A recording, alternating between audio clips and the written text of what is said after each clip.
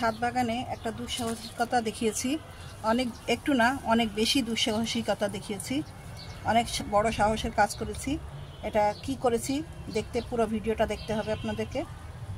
আমি কি করেছি, আমি এর আগে আপনাদের দেখিয়েছি লাউ গাছের গোড়ায় দুটো আমি টমেটোর চারা দিয়ে দিয়েছিলাম। সেই টমেটোর চারাগুলো বেশ বড় হয়েছে। আমি আগে গাছটা লাগিয়ে নিই, তারপরে আপনাদের দেখাবো যে কত বড় হয়েছে। সেই টমেটোর চারাগুলো এত বড় হয়েছে এবং ফুল অনেক প্রচুর আসছে। এই অবস্থায় আমি একটা চারা উঠিয়ে ফেলেছি, একটা না দুইটা চারাই উঠিয়ে ফেলেছি আস্তে আস্তে করে, যাতে লাউ গাছের কোনো ক্ষতি না হয়। উঠিয়ে ফেলেছি, উঠিয়ে সেটা অন্য আরেকটা জায়গায় লাগিয়ে দিচ্ছি। এখানে একটাই লাগাবো, বেশি লাগাবো না। আর আরেকটা জায়গায় আরেকটা চারা লাগিয়ে দেবো। আমি জানি না, আমি 99% শিওর যে এই গাছগুলোকে আমি টিকাতে পারবো না।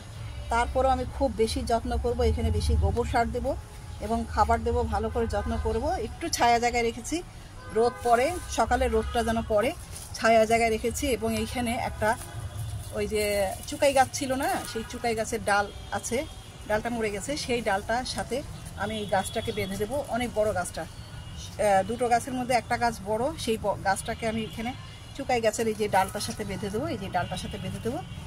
হ্যাঁ, দেখা যাক আমি এটা টিকাতে পারি নাকি। এই কাজটা আমি কেন করলাম, এই কাজটা করেছি লাউ গাছগুলোকে বাঁচানোর জন্য। লাউ গাছটা অনেক ভালোভাবে বড় হচ্ছে, দেখাই আমি। এখানে আরেকটা গাছ রেখেছি, এটা পানির মধ্যে রেখে দিয়েছিলাম। এই গাছটা একটু পরে লাগিয়ে দিচ্ছি। তার আগে আপনাদেরকে দেখিয়ে দিই লাউ গাছটা। এই যে এর আগে আমি আপনাদেরকে দেখিয়েছিলাম একটা ভিডিওতে। এই লাউ গাছটা বেশ ভালোভাবে বড় হচ্ছে। এর মধ্যে যদি আঘাত না পায়, খুব আমি আস্তে ধীরেই করেছি, যেখানে নতুন ডগা বার হচ্ছে। আঘাত যদি না পায়, এটাকে ভালোভাবে এখানে সার দিতে পারবো, তাহলে কি হবে, খুব সুন্দর করে বড় হচ্ছে। আমি এই গাছটার একটু ভালো করে যত্ন করতে পারবো। এই গাছটাকে এখন যেরকম খাবার দিতে লাগবে, ওই টমেটো গাছে কিন্তু সেই খাবার দিলে চলবে না। হ্যাঁ, এখন আমাকে এটার মধ্যে ইউরিয়া দিতে হবে, হাইড্রোজেন পারঅক্সাইড দিতে হবে, তারপরে হচ্ছে অ্যাপসম সল্ট দিতে হবে। হ্যাঁ, তো আমি আজকে হাইড্রোজেন পারঅক্সাইড একটু দিয়ে দেবো, যাতে যেই স্ট্রেসটা পড়েছে সেটা যেন দূর হয়ে যায়। দেখা যাক কি হয়। আমি অনেক বড় সাহস দেখিয়েছি, গাছটার জন্য মায়াও লাগছে, খারাপও লাগছে, কিন্তু এই গাছের কথা চিন্তা করে আমি ওই কাজটা করলাম।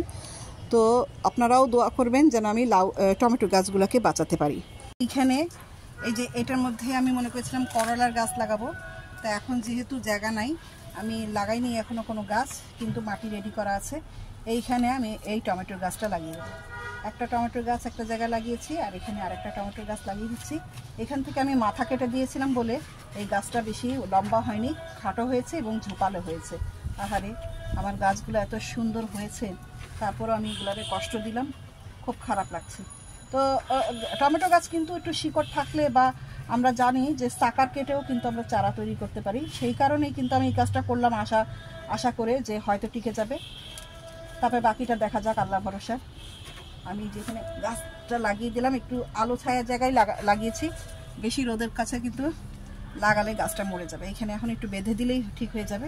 এই যেভাবে বেঁধে দিলে ঠিক হয়ে যাবে। হয়তো গাছগুলো আমি টিকাতে পারবো, বাকিটা আল্লাহ ভরসা। আল্লাহ চাইলে কি না করতে পারেন। তো ভিডিওটা কেমন লাগলো অবশ্যই জানাবেন। কাজটা ঠিক করেছি না ভালো করেছি, লাউ গাছগুলোকে যত্ন করার জন্য আমি এই কাজটা করেছি।